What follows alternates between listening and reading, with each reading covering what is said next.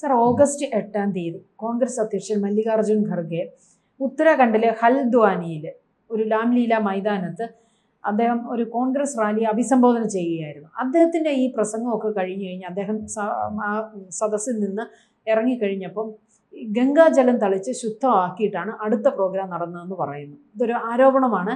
അപ്പം അങ്ങനെയൊന്നും ചെയ്തില്ലെന്നാണ് പറയുന്നത്. പക്ഷേ ഇത് അദ്ദേഹം പറയുന്നത് ഒരു ജനാധിപത്യ രാജ്യത്ത് ഇങ്ങനെ കാണിക്കുന്നത് ഒരു ഞാൻ ദളിതനായതുകൊണ്ടാണോ ഇങ്ങനെ ഗംഗാജലം വെച്ച് ശുദ്ധമാക്കി അടുത്ത പ്രോഗ്രാം നടത്തിയത് എന്നാണ് അദ്ദേഹം ചോദിക്കുന്നത്. എന്താണ് സാർ ഇതിൻ്റെ നിജസ്ഥിതി? അല്ല, ജനാധിപത്യ രാജ്യത്ത് അല്ല, ശുദ്ധികലശം എന്ന് പറയുന്നത് അത് വൃത്തിയാക്കലാണ്. ജലം ഉപയോഗിച്ചുകൊണ്ട് തന്നെ അല്ലേ? പഞ്ചഭൂതങ്ങളിൽ ഒന്നാണ് ജലം.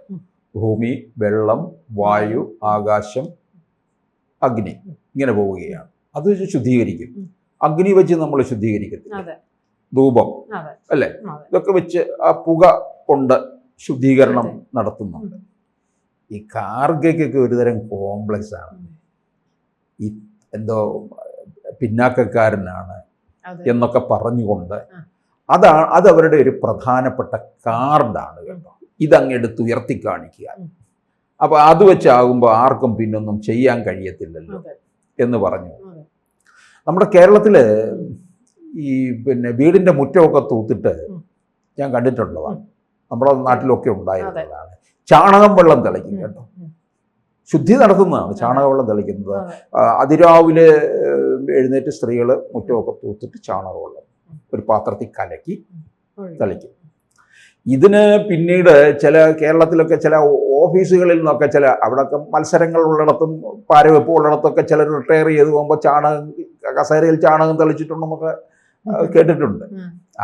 കാരണം ഒരാൾ ഇറങ്ങിപ്പോകുമ്പോൾ ആള് ഇപ്പം നമ്മൾ ട്രെയിനിൽ യാത്ര ചെയ്യുമ്പോൾ നമ്മളവിടെ കയറി ഒരു സീറ്റിൽ ഇരിക്കുന്നതിന് മുമ്പും കിടക്കുന്നതിന് മുമ്പും അത് വൃത്തിയാക്കുമല്ലോ അല്ലേ?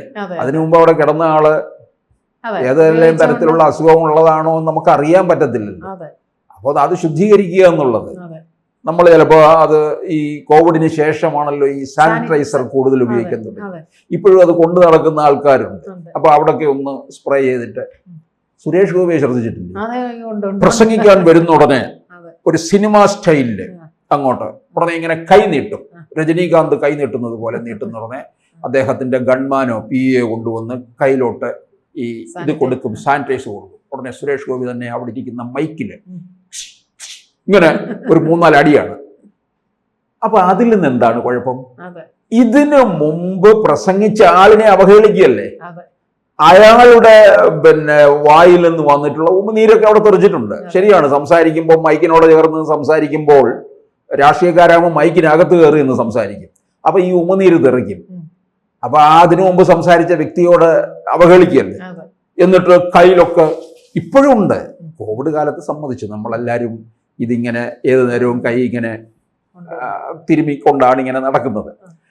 സുരേഷ് ഗോപിയുടെ ഒരു സ്ഥിര ഏർപ്പാട്. അതെ, ഞാൻ കണ്ടിട്ടുണ്ട്. സദ്യക്കൊക്കെ ഈ പപ്പടം ഒക്കെ കൊടുക്കും. ആ പപ്പടം പുള്ളി പിടിച്ച് ആ സ്ഥലം കട്ട് ചെയ്ത് കളഞ്ഞ് അതൊക്കെ ഇങ്ങനെ സൂം ചെയ്ത് ഈ യൂട്യൂബിനെ അതൊക്കെ കാണിക്കുന്നുണ്ട്. അപ്പൊ പിന്നെ എങ്ങനെ ഒരു ചായ എങ്ങനെ കുടിക്കുന്നത് ഈ കണ്ണാടി ഗ്ലാസ്സിൽ? അതിനു മുമ്പ് നേരത്തെ ഓരോരുത്തർ കുടിച്ച ചുണ്ടടിപ്പിച്ച ഇടമാണല്ലോ അതെല്ലാം. അങ്ങനെ നോക്കുമ്പോൾ പിന്നെ ജീവിക്കാൻ പറ്റത്തില്ല. അത് വൃത്തിയായി കഴുകിയെടുത്തിട്ടുണ്ടോ എന്നുള്ളത് അന്വേഷിക്കണം. അല്ലാതെ പപ്പടത്തിന്റെ സൈഡ് പപ്പടം കൊടുക്കുന്നത് ഈ സദ്യക്ക് നല്ല കാറ്ററിംഗ് യൂണിറ്റ് ആണെങ്കിൽ അത് ഗ്ലൗസ് ഒക്കെ ഇട്ടാണ് കൊടുക്കുന്നത്. എന്തായാലും ഇങ്ങനെയുള്ള ചില ഗോഷ്ഠി പ്രയോഗങ്ങളൊക്കെ സുരേഷ് ഗോപിക്ക് ഉണ്ടെന്നുള്ളതാണ്. ഇപ്പൊ ഇവിടെ കാർഗയുടെ കാര്യം എന്ന് പറയുന്നത് ഇതൊക്കെ ഓരോരോ ഈ BJP രാജ്യം ഭരിക്കുന്നു. അപ്പൊ അവര് ഒരു ഹിന്ദുത്വ രീതിയിലാണ് പോകുന്നത്. അതിന്റെ ഒരു ഭാഗമാണ് ഈ ശുദ്ധിയാക്കുന്നത്. ഹിന്ദുക്കൾക്കൊന്നും മാത്രമൊന്നും അല്ല, അത് ഏവർക്കുമുള്ളതാ. മനുഷ്യർക്കെല്ലാം തന്നെ ശുദ്ധിയിലൂടെ തന്നെ പോകണം. ഒരാള് അവിടെ നിന്ന് മാറി. ഇപ്പൊ അവര് തന്നെ പറഞ്ഞിട്ടുണ്ട്, ഇതിന്റെ സംഘാടകര്, അതായത് ഇത്തരത്തിലുള്ള രാഷ്ട്രീയ വേദിയാക്കാൻ ഞങ്ങൾ ഇവിടെ കൊടുത്തിട്ടില്ല. അത് അങ്ങനെ കൊടുത്തു കഴിഞ്ഞപ്പോൾ ഞങ്ങൾക്ക് അടുത്ത ഞങ്ങളുടേതായ മതപരമായ ചടങ്ങുകൾ നടത്തണം. മതപരമായ ചടങ്ങുകൾ നടത്തുമ്പോൾ ശുദ്ധിയാക്കണം. അതെല്ലാ മതത്തിലും വരുന്നതാണ്.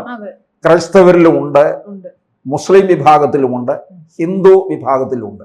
ഹിന്ദുക്കളുടെ ഇതിലാണെങ്കിൽ ഒരു സ്ഥലത്ത് വെച്ചൊരു ഹോമം വല്ലതും നടക്കുകയാണെങ്കിൽ അവിടെ ആദ്യം വെള്ളം തളിച്ച് ശുദ്ധിയാക്കും. വെള്ളമാണെങ്കിൽ വെള്ളം, ചാണകം കലക്കിയതാണെങ്കിൽ അങ്ങനെ അഗ്നി കൊണ്ട് ശുദ്ധീകരിക്കുകയും ഒക്കെ ചെയ്യും.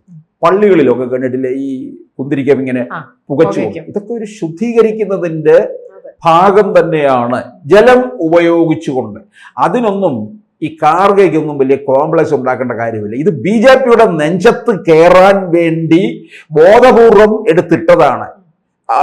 ഒരു ദളിതനെ അവഗണിക്കുന്നു, ദളിതരെ അംഗീകരിക്കുന്ന രീതിയല്ല BJP സർക്കാരിനുള്ളത് എന്ന് വരുത്തി തീർക്കാൻ വേണ്ടിയാണ്. BJPയെ സംബന്ധിച്ചിടത്തോളം അവർ ദളിതർ എന്നൊന്നും ഒരു ക്രൈറ്റീരിയ ഉണ്ടാക്കി വെച്ചിട്ടില്ല, ഒരു ഡിസ്ക്രിമിനേഷൻ പോലും കൊടുത്തിട്ടില്ല എന്നുള്ളതാണ്. താഴെ തട്ടിലുള്ളവരെ ചേർത്ത് നിർത്തുന്ന ഒരു സ്വഭാവമാണ് BJP 2014 മുതൽ കാണിച്ചു വന്നിട്ടുള്ളത്. പ്രത്യേകിച്ച് നരേന്ദ്രമോദി അവരെയൊക്കെ തന്നെ ചേർത്ത് നിർത്തുകയാണ് ചെയ്യുന്നത്. അദ്ദേഹത്തിന്റെ മൻ കി ബാത്തിൽ പോലും എത്രയോ താഴെ തട്ടിലുള്ളവർ, അങ്ങനെ പോലും പറയാൻ പാടില്ല, താഴെ തട്ടിൽ എന്നുള്ള ഒരു രീതിയൊന്നുമില്ല, എല്ലാവരും ഒരേ തട്ടിൽ കഴിയുന്നവരാണ്, സമഭാവനയോടുകൂടി പോകുന്നവരാണ്. അവരെ ചേർത്ത് നിർത്തുകയാണ്. പാർശ്വവൽക്കരിക്കപ്പെട്ടവർ എന്നൊരു വിഭാഗം ഇല്ല. അതാണല്ലോ സമത്വം എന്ന് പറയുന്നത്. കോൺഗ്രസ്സുകാരിവിടെ ഇത്രയും കാലം ഇവിടെ ഭരിച്ചു നടന്നല്ലോ, എന്ത് ചെയ്തു അവരുടെ കാലത്തും? അപ്പൊ ഇത് ഇവരുടെ ഒരു ജാതിക്കാടാണ്.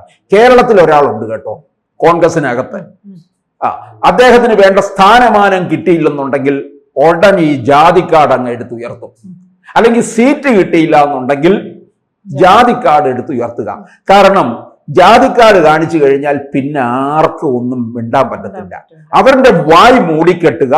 വേണമെന്ന് വിചാരിച്ചാൽ ഇവനെ എന്തെങ്കിലും തരത്തില് എന്നെ ജാതി പറഞ്ഞ് അവഹേളിച്ചു, അപമാനിച്ചു എന്നൊക്കെ പറഞ്ഞ് എന്ത് ചെയ്യുക, കേസ് കൊടുത്ത് അവനെ അകപ്പെടുത്തുക എന്നുള്ളതാണ്. ഇപ്പം ഖാർഗെ ഇതിനാണ് നോക്കുന്നത്. ശുദ്ധികലശം നടത്തുന്നുണ്ടെങ്കിൽ ഞാൻ ചോദിച്ചോട്ടെ, ഒരു പ്രോഗ്രാം കഴിഞ്ഞാൽ ആ വേദി അല്ലെങ്കിൽ ആ ഹാള് എവിടെയായാലും തൂത്തുവൃത്തിയാക്കത്തില്ല. അത് തൂത്തുവൃത്തിയാക്കും. അത് നേരത്തെ പോയവരെ അവഹേളിക്കുകയല്ല, അടുത്ത ചടങ്ങിന് വേണ്ടി വേദി. അത് മതപരമല്ല, ഇനിയും സാധാരണ ഒരു മീറ്റിംഗ് ആണെങ്കിൽ പോലും അതിനകത്ത് അതിൻ്റെതായ രീതിയിൽ ഒരാൾ ഭക്ഷണം കഴിച്ചിട്ട് പോകുന്ന മേശപ്പുറം, ഹോട്ടലിലായാലും വീടായാലും ആ മേശപ്പുറം ക്ലീൻ ചെയ്യത്തില്ലേ? എന്നിട്ടല്ലേ അടുത്ത ആളിന് കൊടുക്കുന്നത്. അവിടെ ക്ലീൻ ചെയ്തു എന്ന് വിചാരിച്ച് നേരത്തെ ഭക്ഷണം കഴിച്ചിട്ട് പോയ ആളിനെ അവഹേളിക്കുകയാണോ? അതോ അയാളുടെ എച്ചിൽ അവശിഷ്ടങ്ങളുടെ അവിടെ നിന്നാണോ അടുത്ത ആൾ വരുന്ന ഭക്ഷണം കഴിക്കേണ്ടത്? അത് ശുദ്ധീകരിക്കുക. ഈ ശുദ്ധികലശം എന്ന് കേൾക്കുമ്പോൾ അതിനകത്ത് അസഹിഷ്ണുതയൊന്നും പുലർത്തേണ്ട കാര്യമൊന്നുമില്ല. ഇവർക്ക് എന്താണെന്നറിയാമോ നോട്ടം? BJPയുടെ നെഞ്ചത്ത് കയറുക എന്നുള്ള ഒരൊറ്റ കാര്യമേ ഉള്ളൂ. BJP അതൊരു ഹിന്ദുത്വ അജണ്ടയാണ്. ഈ ശുദ്ധികലശം, ചില വാക്കുകൾ, ചില വേഷം, ഇതൊക്കെ പലരിലും അസഹിഷ്ണുത ഉണ്ടാക്കുന്നുണ്ട്. അത് ഇപ്പൊ തന്നെ ഇവിടെ കേരളത്തിലാണെങ്കിലും കാവി കൊടുത്താൽ ഉടനെ ചോദിക്കും സംഘിയാണോ? കാവി നിറത്തിലുള്ള വസ്ത്രം ധരിച്ചു നടന്ന എന്താ ഇവർക്ക് എന്താ? ശബരിമലയ്ക്ക് പോവാൻ മാല ഇട്ടാ ചോദിക്കും, ഓ സംഘിയാണല്ലേ. അപ്പം ഇതാണോ?